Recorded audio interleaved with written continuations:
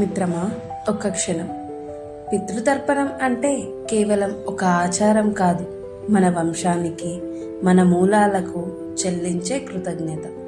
పూర్వీకులు మనకు ఇచ్చిన జీవితం, విలువలు, సంస్కారం, వాటిని స్మరించుకునే పవిత్రమైన క్షణమే పితృతర్పణం.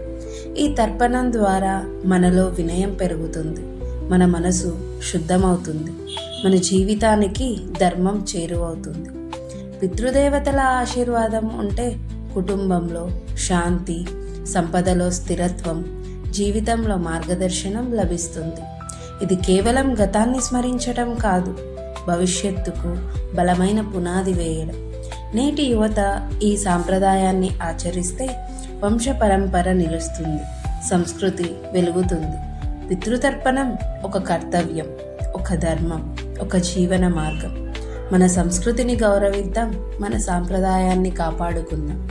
ఈ విలువైన సమాచారాన్ని మీతో పంచుకుంటున్నది మీ విద్యార్థి ఫౌండేషన్.